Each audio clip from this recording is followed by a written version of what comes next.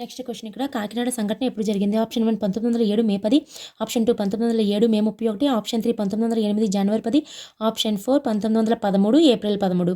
Right answer is 1907 మే 31. దీన్నే కాకినాడ దొమ్మి case అంటారు. కాకినాడ దొమ్మి కేసు 1907లో జరుగుతుంది. అండ్ కాకినాడ బాంబు కేసు ఇంకొకటి ఉంటుంది. అది మనకి శాసనోల్లంఘన ఉద్యమ సమయంలో జరిగినటువంటిది కాకినాడ బాంబు కేసు. అది సీతాశ్రమ సంఘటన, అది సెపరేట్.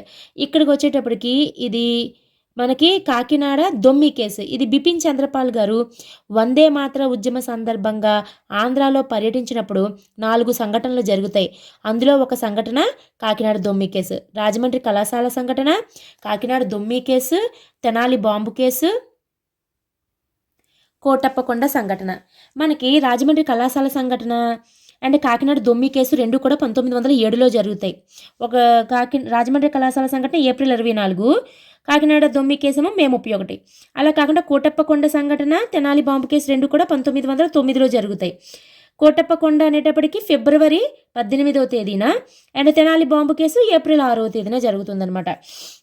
ఇది అయితే ఇక్కడ రాజమండ్రి కాకినాడ సంఘటన అనేటప్పటికి 1907 మే 31న జరుగుతుంది. అసలు ఇదేంటి స్టోరీ అన్నప్పుడు మనకి రాజమండ్రికి బిపిన్ చంద్రపాల్ గారు వచ్చినప్పుడు బాలభారతి సమితి అనేది ఏర్పాటు కాబడుతుంది. బిపిన్ చంద్రపాల్ గారి యొక్క పర్యటనను ఖరారు చేసినటువంటి సంస్థ మనకి బాలభారతి సమితి. అదేవిధంగా కాకినాడ వచ్చినప్పుడు అక్కడ ఏర్పడినటువంటి సంస్థే వందే మాతర రక్షణ లీగ్.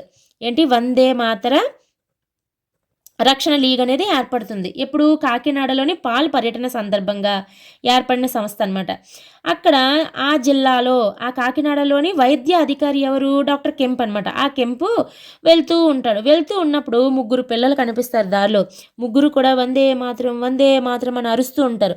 అరుస్తూ ఉన్నప్పుడు ఇతనికి కోపం వచ్చి దిగిన తర్వాత అందులో ఒక కుర్రవాడిని పట్టుకొని కొట్టేస్తారనమాట.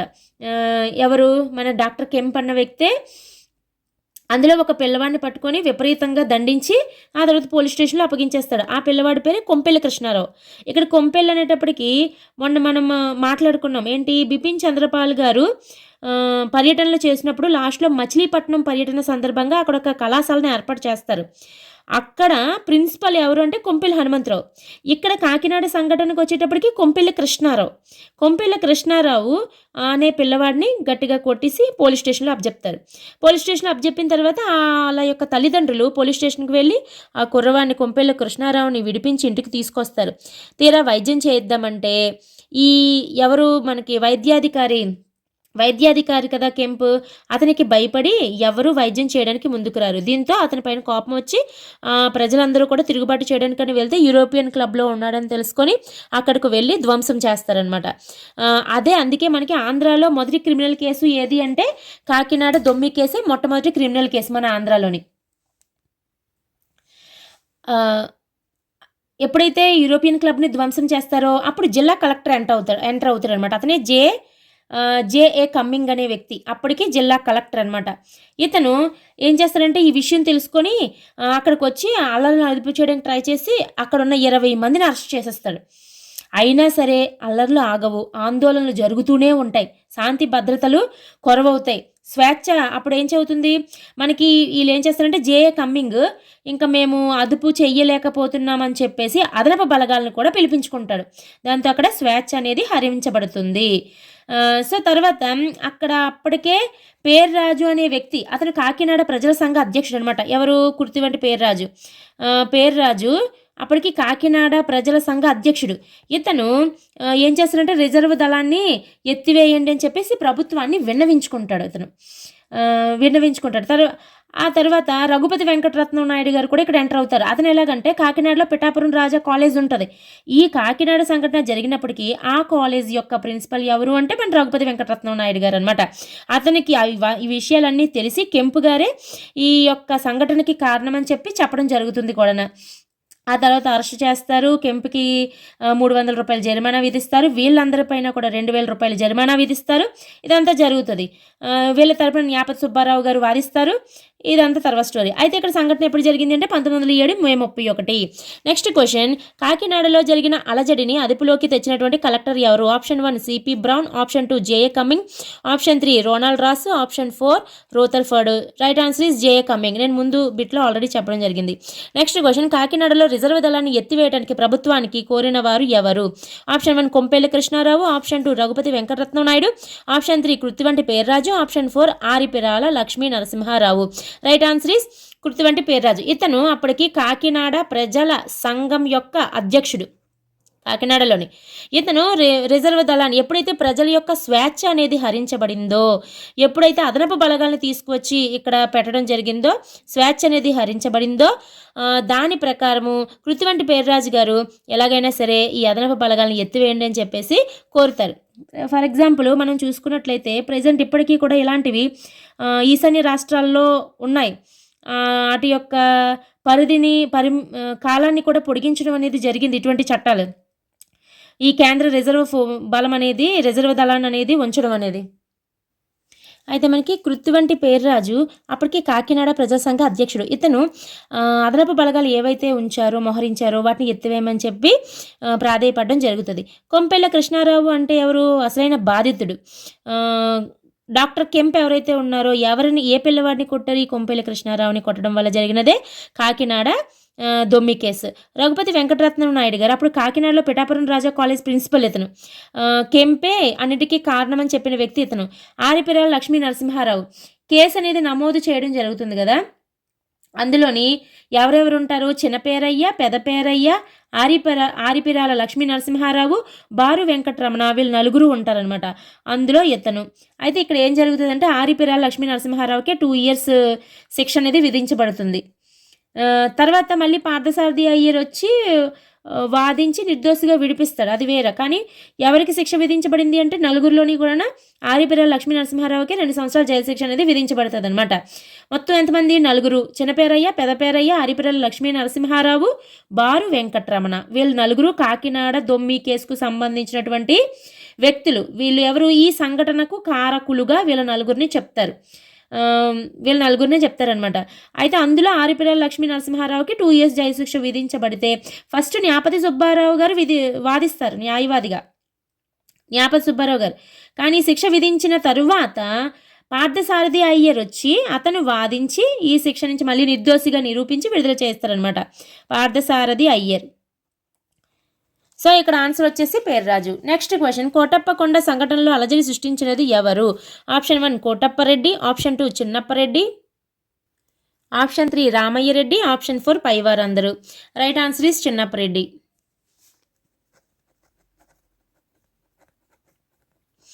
Chinnappa Reddy right answer. కోటప్పకొండ సంఘటన అనేటప్పటికీ 1909లో మనకి రాజమండ్రి కళాశాల సంఘటన, కాకినాడ దొమ్మి కేసు 2 1907లో జరుగుతాయి.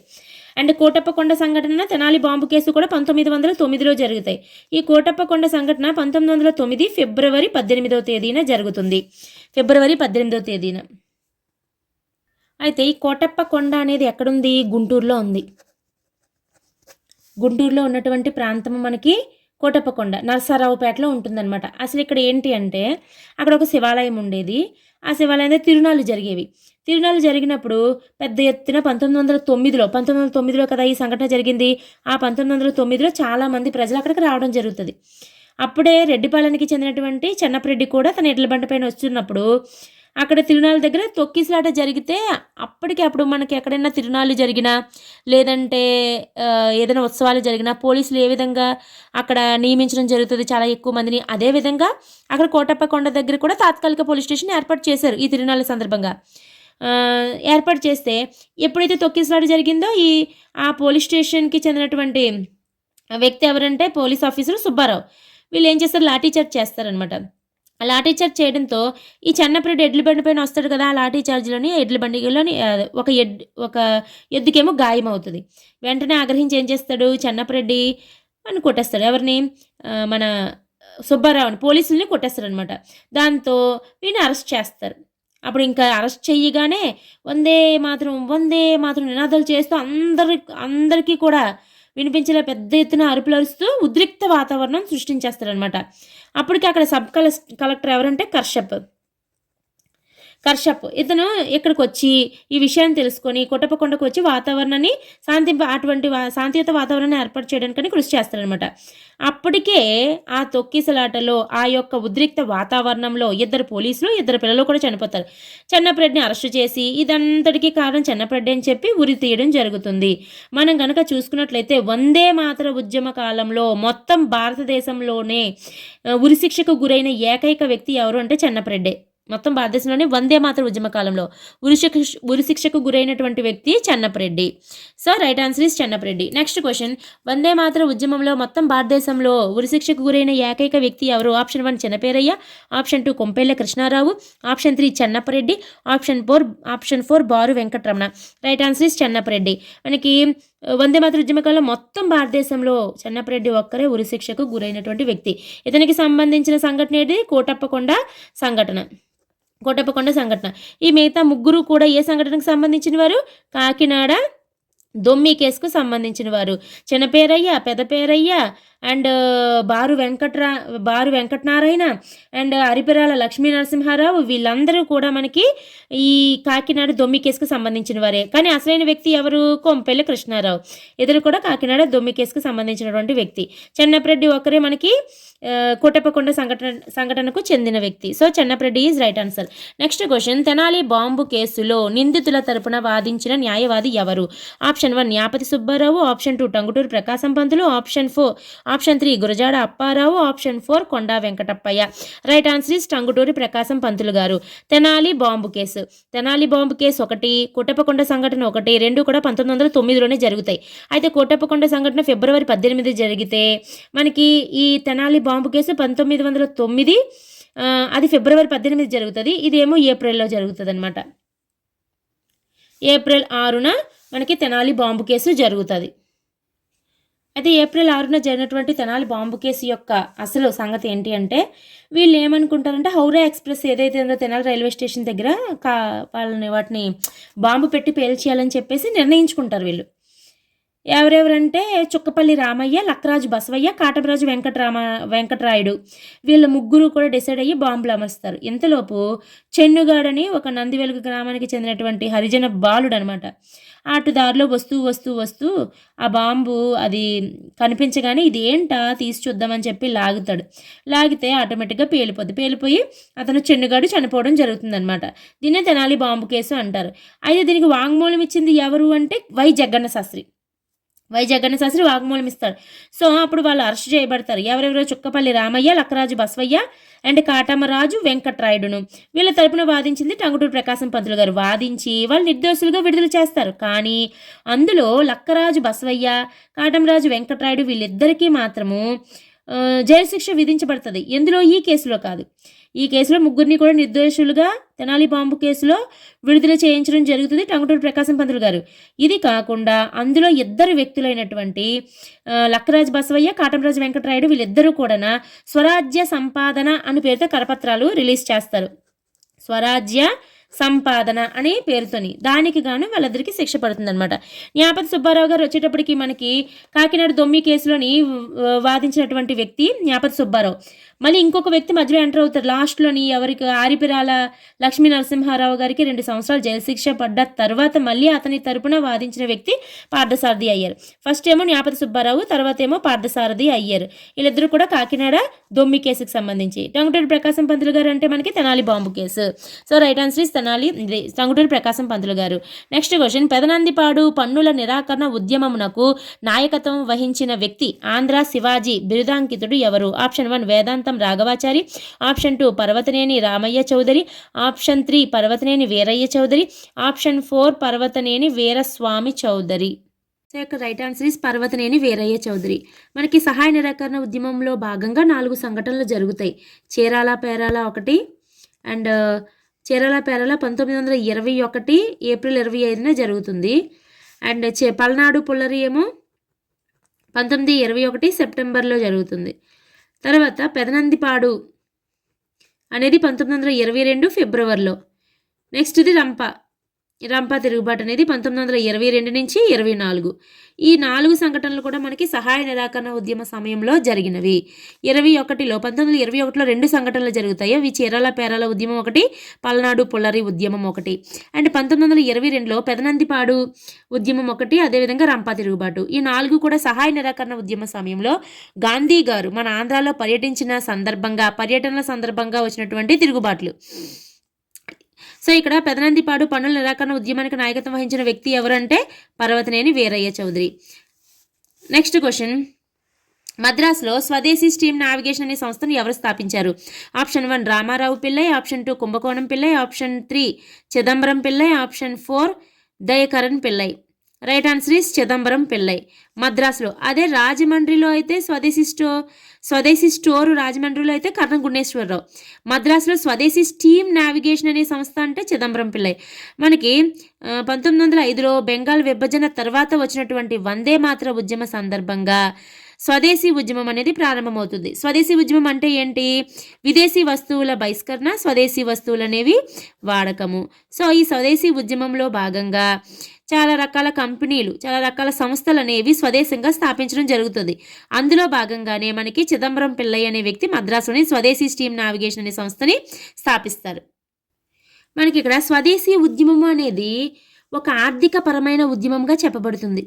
ఆర్థిక పరమైన ఉద్యమము అంటారు దేన్ని? స్వదేశీ ఉద్యమాన్ని. ఎందుకని అంటే స్వదేశీ ఉద్యమం అంటే ఏంటి? మన స్వదేశీ వస్తువులు అనేవి వినియోగించాలి, విదేశీ వస్తువులను బహిష్కరించాలి. స్వదేశీ వస్తువులు వినియోగించాలి అంటే దానికి తగ్గటువంటి సంస్థలు కానీ కంపెనీలు కానీ మనం స్థాపించాలి అంటే పెట్టుబడి పెట్టాలి. కాబట్టి ఆర్థికపరమైన ఉద్యమము. అదే వందే మాతర ఉద్యమము అనేది రాజకీయపరమైన ఉద్యమము. వందే మాతర ఉద్యమం అనేది రాజకీయపరమైనది, స్వదేశీ ఉద్యమం అనేది ఆర్థికపరమైనది. సో ఈ స్వదేశీ ఉద్యమంలో భాగంగానే మద్రాసులో స్వదేశీ స్టీమ్ నావిగేషన్ చిదంబరం పిల్లై స్థాపించాడు. నెక్స్ట్ క్వశ్చన్, ఆంధ్రాలో స్వదేశీ ఉద్యమం ఏ సంవత్సరంలో ప్రారంభమైంది? Option 1 1905, option 2 1906, option 3 1907, option 4 1908. Right answer is 1906. 1906లో మనకి ఆంధ్రాలో స్వదేశీ ఉద్యమం అనేది ప్రారంభమవుతుంది. నెక్స్ట్ క్వశ్చన్, ఏలూరు కౌలుదారుల సంఘంను స్థాపించినది ఎవరు? Option 1 Nanduri Prasadarao, option 2 Pachala Jagannathadasu, option 3 Dodla Ramireddy, option 4 Kodati Gopalarao. ఇవన్నీ మనకి జమీందారీ వ్యతిరేక పోరాటాల సమయంలో వచ్చినటువంటి తిరుగుబాట్లు, ఉద్యమాలు ఏవైతే ఉన్నాయో అక్కడ మనకి కనిపిస్తాయి ఇవన్నీ, ఈ పేర్లన్నీ. సో ఒకసారి చూద్దాం. ఏలూరు కౌలుదారుల సంఘాన్ని స్థాపించింది ఆప్షన్ 2 బచ్చల జగన్నాథదాస్. జమీందారీ వ్యతిరేక ఉద్యమాల్లో భాగంగా మునగాలలో వచ్చినటువంటి ఉద్యమం ఏదైతే ఉంటుందో ఆ మునగాల రాజు నాయని రంగారావు ఎవరైతే ఉన్నారో అతనికి వ్యతిరేకంగా కొన్ని సంస్థలు స్థాపించబడతాయి ఉద్యమంలో భాగంగాన. అందులోని బచ్చల జగన్నాథదాసు స్థాపించినది ఏలూరు కౌలుదారుల సంఘము. దీనితో పాటు ఇతను మునగాల రైతు సంఘాన్ని కూడా స్థాపించాడు. మునగాల రైతు సంఘాన్ని కూడా స్థాపిస్తాడు. ఎవరు? బచ్చల జగన్నాథదాస్. నండూరి ప్రసాదరావు అంటే ఇతను కూడా ఈ మునగాల జమీందారీ వ్యతిరేక ఉద్యమంలో భాగంగా వచ్చినటువంటిదే. 1938లోని కలుకోవా సత్యాగ్రహం ఏదైతే ఉందో ఈ కలుకోవా సత్యాగ్రహంలో తిరుగుబాటు చేసినటువంటి వ్యక్తి నండూరి ప్రసాదరావు. ఇక్కడ ఏంటంటే నాయన రంగారావుకి ఈ కలుకోవా అనే ప్రాంతంలో భూమి ఉండటము, అక్కడ వరి పొలం కోయడానికేమో కూలీలను తీసుకువెళ్ళడము, అతను ఒప్పుకున్నటువంటి ఒప్పందానికి అనుగుణంగా కాకుండానే వ్యతిరేకించి ముక్కుపోయిన ధాన్యం ఇవ్వటము, వీటికి బాధితుడైనటువంటి నండూరి ప్రసాదరావు తిరుగుబాటు చేయడము, ఇదంతా కూడా నండూరి ప్రసాదరావు కలుకోవా సత్యాగ్రహంలోకి వస్తుంది.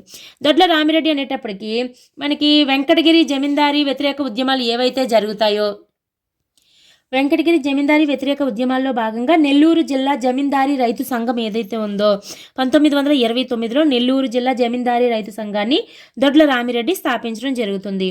నెల్లూరు జిల్లా జమీందారీ రైతు సంఘాన్ని.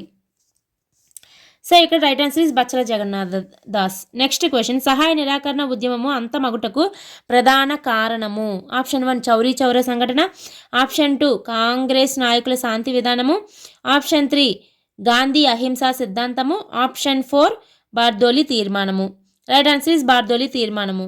అయితే ఇక్కడ ఇంటర్లింక్గా ఉన్నాయి చూడండి. బార్దోలి తీర్మానము అనేది దేని కారణంగా జరిగింది? చౌరీ చౌరా సంఘటన గాంధీ గారి యొక్క అహింసా సిద్ధాంతం కారణంగా. అహింసా సిద్ధాంతం కారణం అవ్వడం ఏంటి అంటే చౌరీ చౌరా సంఘటన అనేది హింసతో కూడుకున్నది. అది జరగడం వల్ల గాంధీ గారు అహింసా పద్ధతినే పాటిస్తారు కాబట్టి ఇక్కడ హింస జరిగింది కాబట్టి దాంతో సహాయ నిరాకరణ ఉద్యమాన్ని ఆపేస్తున్నట్టు బార్దోలి తీర్మానం అనేది చేయడం జరుగుతుంది. సో దాని కారణంగానే బార్దోలి తీర్మానం కారణంగానే మనకి సహాయ నిరాకరణ ఉద్యమం అనేది అంతమవుతుంది. 1922లో చౌరీ చౌరా సంఘటన. చౌరీ చౌరా అనే ఒక ప్రాంతంలో పోలీసుల్ని కాల్చివేస్తారనమాట మన ప్రజలు. దాని కారణంగా హింస ఎప్పుడైతే ప్రేరేపించబడిందో గాంధీ గారు వెంటనే సహాయ నిరాకరణ ఉద్యమాన్ని ఆపేస్తున్నట్లుగా ప్రకటిస్తారు. ఈ చౌరీ చౌరా సంఘటన 1922 ఫిబ్రవరి 5న జరుగుతుంది. అది ఉత్తరప్రదేశ్లోని గోరఖ్పూర్లో ఉన్నటువంటి ప్రాంతం చౌరీ చౌరా అనే ప్రాంతం. అక్కడ ఏంటంటే పోలీసుల్ని కాల్చివేస్తారనమాట. 21 మంది పోలీసులు ఎంతమందో చనిపోతారు. దాని కారణంగా వెంటనే గాంధీ గారు ఆ తర్వాత జరిగినటువంటి ఐఎన్సీ సమావేశం 1922 ఫిబ్రవరి 12వ తేదీన జరుగుతుంది. అది అక్కడ బార్దోలిలో జరుగుతుంది. బార్దోలిలో జరిగినప్పుడు ఆ సమావేశంలో ఏమని ప్రకటిస్తారంటే సహాయ నిరాకరణ ఉద్యమాన్ని అధికారికంగా నిలిపివేస్తున్నట్లు ప్రకటించడం జరుగుతుంది.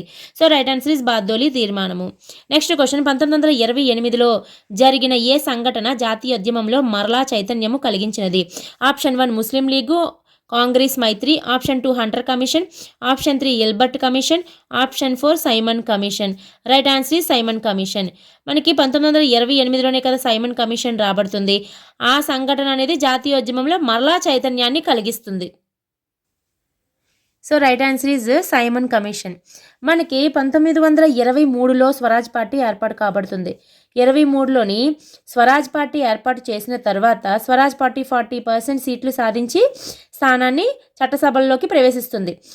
వీళ్ళ యొక్క డిమాండ్ మేరకు అక్కడ ఉన్నటువంటి లేబర్ పార్టీ ఏదైతే ఉందో అప్పుడు 1923లో ఎన్నికలు జరిగిన తర్వాత 24లో ఈ లేబర్ పార్టీ వాళ్ళని డిమాండ్ చేస్తారనమాట. ఈ మనకి స్వరాజ్ పార్టీ వాళ్ళు డిమాండ్ చేసి 1919 చట్టం ఏదైతే ఉందో దాన్ని పునఃసమీక్షించి భారతీయులకు రాజ్యాంగపరమైన హక్కులు కల్పించాలని చెప్పేసి డిమాండ్ చేయడంతో ముద్దిమాన్ కమిటీని నియమిస్తారు. ముద్దిమాన్ కమిటీని నియమించి పంపిస్తారు ఈ సమీక్ష కోసము. ముద్దిమాన్ కమిటీ భారతదేశంలో పర్యటనలో ఉన్న సందర్భంలోనే అక్కడ లేబర్ పార్టీ అనేది పడిపోయి కన్జర్వేటివ్ పార్టీ అధికారంలోకి వస్తుంది. వెంటనే ముద్దిమాన్ కమిటీని బ్యాక్ రప్పించేస్తారు.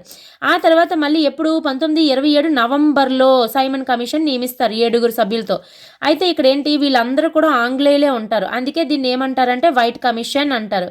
వైట్ కమిషన్ అంటారు, పూర్తి చట్టబద్ధతో వస్తుంది కాబట్టి దీన్ని స్టాట్యూటరీ కమిషన్ అని కూడా అనడం జరుగుతుంది అనమాట. ఈ కమిషన్కి మన ఇండియాలో ఒకే 2 పార్టీలు, జస్టిస్ పార్టీ ఒకటి, యూనియనిస్ట్ పార్టీ ఒకటి, ఈ 2 మాత్రమే మద్దతు తెలుపుతాయి. మిగతావన్నీ కూడా 1927లో కదా ఏర్పడింది. వెంటనే 1927లో మనకి సమావేశం అనేది 1927 డిసెంబర్లో సమావేశము ఏర్పాటు చేసుకుంటారు. ఎంఏ అన్సారీ అధ్యక్షతన సమావేశాన్ని ఏర్పాటు చేసుకుంటారు.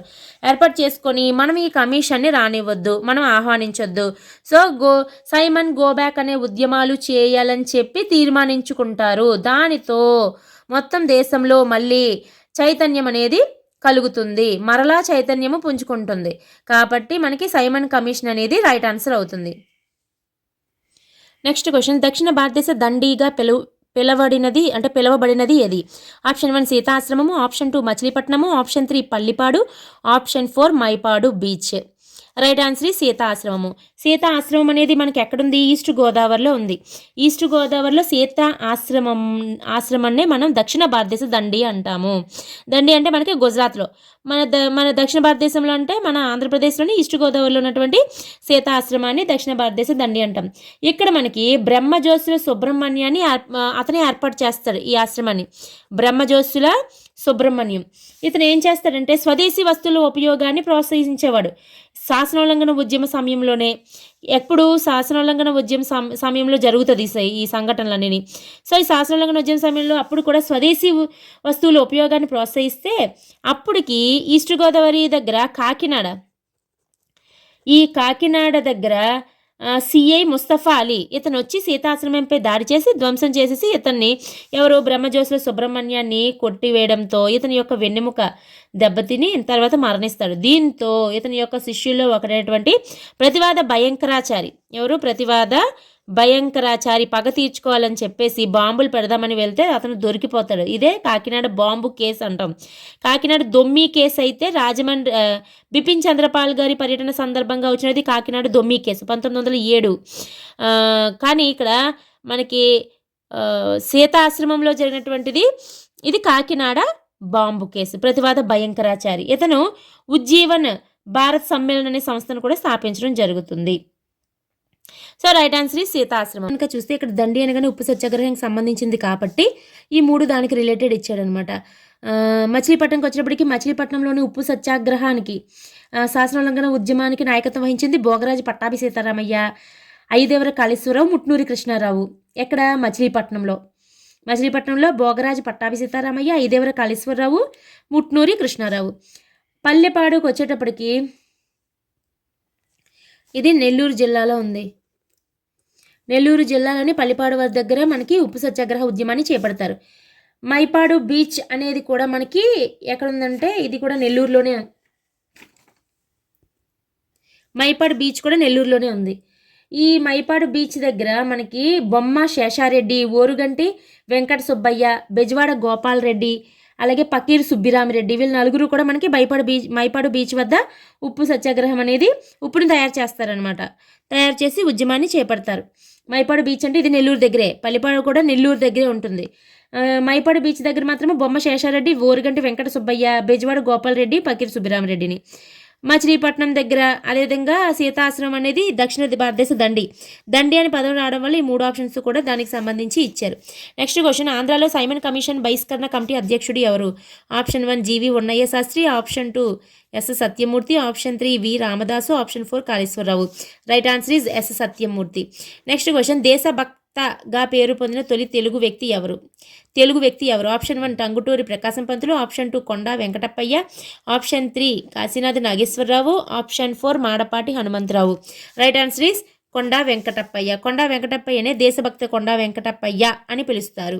టంగుటూరి ప్రకాశం పంతులు గారు ఆంధ్ర కేసరి అంటే టంగుటూరి ప్రకాశం పంతులు గారు. కొండా వెంకటప్పయ్య అంటే దేశభక్త. ఇక్కడ మనం చూసుకున్నట్లయితే ఇక్కడ ఉప్పు సత్యాగ్రహ రిలేటెడ్గా ఈ నేమ్స్ ఇవ్వడం జరిగినది. కొండా వెంకటప్పయ్య అంటే ఉప్పు సత్యాగ్రహం ఏ విధంగా చేయాలి అని గాంధీ గారిచే నియమించబడినటువంటి ఆంధ్ర డిక్టేటర్ కొండా వెంకటప్పయ్య. టంగుటూరి ప్రకాశం పంతులు గారు, కాశీనాథ్ నాగేశ్వరరావు గారు వీళ్ళిద్దరూ కూడా మద్రాసులో ఉప్పు సత్యాగ్రహం చేపట్టినటువంటి వ్యక్తులు. మాడపాటి హనుమంతరావు మనం జాగ్రత్తగా గమనించాలి. ఇక్కడ 4 హనుమంతరావులు ఉంటారు. ఒకరు మాడపాటి హనుమంతరావు అనే వ్యక్తి కొమర్రాజు లక్ష్మణరావు గారు నియమించినటువంటి శ్రీకృష్ణ దేవరాయాంధ్ర భాషా నిలయానికి హైదరాబాద్లో భవన నిర్మాణానికి కృషి జరిపినటువంటి వ్యక్తి ఇతను మాడపాటి హనుమంతరావు. ఇంకొక హనుమంతరావు ఎవరంటే ఇమ్మనేని హనుమంతరావు. ఇతను చిలకమర్తి లక్ష్మీ నరసింహారావు ఎవరైతే ఉన్నారో ఇమ్మనేని హనుమంతరావు చిలకమర్తి లక్ష్మీ నరసింహరావు గారి యొక్క రచనలలో అతను రచనలు చేసేటప్పుడు ప్రోత్సాహాన్ని కలిగించిన వారు ఇమ్మనేని హనుమంతరావు. కన్నెగంటి హనుమంతరావు అనేటప్పటికీ పల్నాడు పుల్లరి ఉద్యమంలో మనకి మరణించినటువంటి వ్యక్తి కన్నెగంటు హనుమంతు. ఎప్పుడు 1921 సెప్టెంబర్ 23వ తేదీన మరణించడం జరుగుతుంది. కన్నెగంటు హనుమంతు పల్నాడు పుల్లరి ఉద్యమంలో. కొంపెల్ల హనుమంతరావు అనగానే మనకి బిపిన్ చంద్రపాల్ గారి యొక్క పర్యటన సందర్భంగా మచిలీపట్నంలో నిర్మించినటువంటి జాతీయ కళాశాలకు ప్రిన్సిపల్గా పనిచేసినటువంటి వ్యక్తి కొంపెల్ల హనుమంతరావు. ఈ విధంగా 4 హనుమంతరావులు ఉండటం జరుగుతుంది. మనకి ఇక్కడ కన్ఫ్యూజన్ అనేది వస్తుంది. చాలాసార్లు హనుమంతరావు వింటాం, కానీ ఏ హనుమంతరావు ఎక్కడ అనేది చాలాసార్లు కన్ఫ్యూజ్ అవుతూ ఉంటాం. ఆ కన్ఫ్యూజ్ని క్లియర్ చేయడం కోసమే నేను ఇప్పుడు చెప్పాను ఇవన్నీ. మాడపాటి హనుమంతరావు అంటే ఇతను కొమర్రాజు లక్ష్మణరావు గారి యొక్క శ్రీకృష్ణ దేవరాయాంధ్ర భాషా నిలయ స్థాపనకు సంబంధించి భవన నిర్మాణం కోసం కృషి చేసిన వ్యక్తి. ఎమ్మనేని హనుమంతరావు చిలకమర్తి లక్ష్మీ నరసింహరావు గారి యొక్క రచనలకు ప్రోత్సాహాన్ని కలిగించిన వ్యక్తి. కన్నెగంటు హనుమంతు పల్నాడు పులరి ఉద్యమంలో మరణించిన వ్యక్తి. కొంపెల్ల హనుమంతరావు మనకి జాతీయ కళాశాల మచిలీపట్నంలో జాతీయ కళాశాలకి ప్రిన్సిపల్గా పనిచేసినటువంటి వ్యక్తి. సో ఇక్కడ right answer is Konda Venkatappayya. Next question, ఈ క్రింది వాణిని సరిగా జతపరచుము. Option 1 option 1 Duggirala Gopalakrishnayya, B Tanguturi Prakasam Pantulu, C Konda Venkatappayya, D Kasinatha Nageswararao, E Madapati Hanumantharao, F Pericherla Suryanarayana. ఇటువైపు అగ్గిరాజు, ఆంధ్ర పితామహ, దేశోద్ధారక, దేశభక్త, ఆంధ్రకేసరి, ఆంధ్రరత్న. మనకి కొండా వెంకటప్పయ్య అనగానే దేశభక్త కొండా వెంకటప్పయ్య అని తెలుసు. టంగుటూరి ప్రకాశం పంతులు గారు అనగానే ఆంధ్రకేసరి. నెక్స్ట్ దేశోద్ధారక అంటే ఎవరు? కాశీనాథుని నాగేశ్వరరావు గారు. దుగ్గిరాల గోపాలకృష్ణయ్య గారు అనగానే ఆంధ్రరత్న ఎవరు? దుగ్గిరాల గోపాలకృష్ణయ్య. ఆంధ్రకేసరి టంగుటూరి ప్రకాశం పంతులు. దేశభక్త కొండా వెంకటప్పయ్య. దేశోద్ధారక అంటే కాశీనాథుని నాగేశ్వరరావు. నెక్స్ట్ ఆంధ్ర పితామహ అంటే మనకి మాడపాటి హనుమంతరావు. అగ్గిరాజు అనగానే పేరిచెర్ల సూర్యనారాయణ. సో ఏకి వచ్చేటప్పటికి 6, ఏ అన్ని 6 ఉన్నాయి. బి టంగుటూరి ప్రకాశం పంతులు గారు ఆంధ్రకేసరి, బి 5 ఒకటే ఉంది. So this is the right answer. Next question, 1919 Montagu Chelmsford సంస్కరణల ప్రకారము 1921లో ఎన్నికలు జరిగాయి. ఈ ఎన్నికల్లో కాంగ్రెస్ ప్రతిపాదించిన బహిష్కరణ విధానమునకు వ్యతిరేకంగా ఎన్నికల్లో ఎవరు పాల్గొన్నారు? ఆప్షన్ 1 పి రామణీయం గారు, పానగల్ రాజా రామరణీయం గారు and KV Reddy Naidu. Option 2. Option 3 Tanguturi Prakasam Pantulu. Option 4 NG Ranga. Right answer is option 1, 2 అంటే రాజా రమణీయం గారు, కేవి రెడ్డి నాయుడు వీళ్ళిద్దరూ కూడా పాల్గొన్నారు. ఎందుకని అన్నప్పుడు ఆ ఎన్నికలు బహిష్కరించింది కాంగ్రెసే కానీ జస్టిస్ పార్టీ కాదు. వీళ్ళు జస్టిస్ పార్టీ తరపున ఎన్నికవుతారు. టంగుటూరి ప్రకాశం పంతులు గారు, ఎన్జి రంగా గారు వీళ్ళందరూ ఐఎన్సి అనమాట. వాళ్ళు కాంగ్రెస్ ఏమని బహిష్కరణ విధానాన్ని చెప్పింది. దానికి టంగుటూరి ప్రకాశం పంతులు గారు, ఎన్జి రంగారావు గారు కాంగ్రెసే కాబట్టి వాళ్ళు పాల్గొలేదు. కానీ రాజా రమణీయం గారు, కేవి రెడ్డి నాయుడు వీళ్ళు జస్టిస్ పార్టీ తరపున పాల్గొని సీట్లు సాధించి ప్రభుత్వాన్ని కూడా ఏర్పాటు చేస్తారు. ఆ విధంగా జస్టిస్ పార్టీ అనేది ప్రభుత్వాన్ని ఏర్పాటు చేసి సుబ్బారాయుడు రెడ్డి గారు ముఖ్యమంత్రి అయిన తర్వాత అతనికి అనారోగ్య కారణంగా రాజీనామా చేయడంతో రాజా రమణీయం గారు ముఖ్యమంత్రి అవుతారనమాట.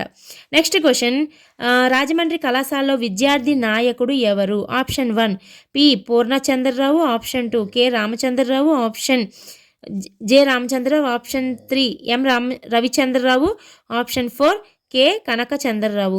మనకి రాజమండ్రి కళాశాల సంఘటన అనగానే ఒకే ఒకరు గాడిచెర్ల హరిసర్వోత్తమరావు గారే గుర్తొస్తారు. నేను చెప్పినప్పుడు గాడిచెర్ల హరిసర్వోత్తమరావు గారిని, రామచంద్రరావు గారిని ఇద్దరిని కూడా ఎటువంటి ప్రభుత్వ ఉద్యోగాలకి పనికి రాకుండా అనర్హులుగా ప్రకటించి పోలీసులు చేత అరెస్టు చేయిస్తారని చెప్పడం జరిగింది. ఇక్కడ గాడిచెర్ల లేరు కాబట్టి this is the right answer. Next question, Gadicherla Harisarvottama Rao స్థాపించిన ఆంగ్ల పత్రిక. ఎప్పుడైతే గాడిచెర్ల హరిసర్వోత్తమరావు గారిని పోలీసులు అరెస్టు చేసి బంధించి తీసుకువెళ్ళిపోతారో తర్వాత వచ్చి చదువుదామన్నా సరే అతను అనర్హుడిగా ప్రకటించబడతాడు. కాబట్టి అతను స్వరాజ్ అనే పత్రికలో సంపాదకుడిగా పనిచేస్తాడనమాట. ఇక్కడ option 1 localist, option 2 nationalist, option 3 public voice, option 4 freedoms. Nationalist is the right answer. Next question, 1928 Nandyal Andhra మహాసభలో దత్త మండలాలకి రాయలసీమ అని పేరు పెట్టినది ఎవరు? Option 1 Chilakamarti Lakshminarasimham, option 2 Sarvepalli Radhakrishnan, option 3 Gadicherla Harisarvottamarao, option 4 Konda Venkatappayya. Right answer is Gadicherla Harisarvottamarao. Gadicherla Harisarvottamarao గారే మనకి నంద్యాలలో జరిగిన ఆంధ్ర మహాసభలో దత్త మండలాలకి రాయలసీమ అని పేరు పెట్టాలని చెప్పి సూచించడం జరుగుతుంది. దాని ప్రకారం సర్వేపల్లి రాధాకృష్ణన్ గారు పెట్టడం జరుగుతుంది. అయితే గాడిచెర్ల హరిసర్వోత్తమరావు గారే సూచిస్తారు ఈ పేరుని. సర్వేపల్లి రాధాకృష్ణన్ గారు ఈ ఆంధ్ర మహాసభకు, నంద్యాలలో జరిగినటువంటి ఆంధ్ర మహాసభకు అధ్యక్షత వహించడం జరుగుతున్నది. So right answer is Gadicherla Harisarvottamarao. Next question, వందే మాతర ఉద్యమ కాలంలో అరెస్ట్ అయిన ఆంధ్ర అగ్రనాయకుల్లో మొదటి వారు ఎవరు? Option 1 Narayanadasu, option 2 Chilakamarti Lakshmi Narasimham, option 3 Gadicherla Harisarvottamarao, option 4 Panapakam Anandacharyulu. Right answer is Gadicherla Harisarvottamarao. ఇతను మనకి వందే మాతర ఉద్యమ కాలంలో అరెస్ట్ అయినటువంటి ఆంధ్ర అగ్రనాయకుల్లో మొదటివారు గాడిచెర్ల హరిసర్వోత్తమరావు. ఇందాక వందే మాతర ఉద్యమ కాలంలో మరణించినటువంటి వ్యక్తి ఎవరు అని చెప్పాను? చెన్నప్రెడ్డి కోటప్పకొండ సంఘటనలో. అదేవిధంగా వందేమాతర ఉద్యమకారులైన ఆంధ్ర అగ్రనాయకుల్లో మొదటివారు అంటే గాడిచర్ల హరిసర్వోత్తమరావు. పనప్పాకం ఆనందాచార్యులు అనగానే మనకి తెలిసిందే కదా, 1891లోని మనకి ఐఎన్సీ సమావేశానికి అధ్యక్షత వహించినటువంటి ఆంధ్రుడు. చిలకమర్తి లక్ష్మీ నరసింహం గారు మనకి బిపిన్ చంద్రపాల్ గారు రాజమండ్రి కళాశాల సంఘటన రాజమండ్రిలోని ఉపన్యాసం ఇవ్వడానికి వచ్చినప్పుడు అతని యొక్క ఉపన్యాసాన్ని తెలుగులోకి అనువదించింది Chilakamarti Lakshmi Narasimham. So right answer is Gadicharla Harisarvottamarao. Next question, కాకినాడలోని కొంపెల్ల కృష్ణారావు అనే బాలుడిని కొట్టి అలజడికి కారకుడైన వైద్య అధికారి ఎవరు? Option 1 Mark Hunter, option 2 captain Kemp, option 3 Mark Wood, option 4 captain Dyer. Right answer is captain Kemp. Kemp అనేటువంటి వైద్య అధికారి కారణంగా జరుగుతుంది ఈ కాకినాడ దొమ్మి కేసు. కొంపెల్లి కృష్ణారావుని కొట్టి పోలీస్ స్టేషన్లో అప్పగించడం జరుగుతుంది. So right answer is captain kemp. Mark Hunter అనే వ్యక్తి మనకి రాజమండ్రి కళాశాల సంఘటన జరిగినప్పుడు రాజమండ్రి కళాశాలకి ప్రిన్సిపల్గా ఉన్నటువంటి వ్యక్తి మార్క్ హంటర్. రాజమండ్రి కళాశాల సంఘటన ఏదైతే జరుగుతుందో ఆ సమయంలో రాజమండ్రి కాలేజ్కి ప్రిన్సిపల్గా ఉన్నటువంటి వ్యక్తి ఎవరు? మనకి మార్క్ హంటర్. సో ఇక్కడ right answer is captain Kemp. Next question, March 1, 1921 all India Congress committee సమావేశము ఎచ్చట జరిగినది? Option 1 Kakinada, option 2 Rajahmundry, option 3 Guntur, option 4 Vijayawada. Right answer is Vijayawada. విజయవాడలో జరిగినటువంటి విజయవాడలోనే ఇండియన్ కాంగ్రెస్ కమిటీ సమావేశం అనేది 1921 మార్చి 1న జరుగుతున్నది. నా ఎక్స్ప్లెనేషన్ కనుక మీకు నచ్చినట్లయితే ప్లీజ్ లైక్ చేయండి, షేర్ చేయండి, సబ్స్క్రైబ్ చేయండి. నెక్స్ట్ వీడియోలో కలుద్దాం.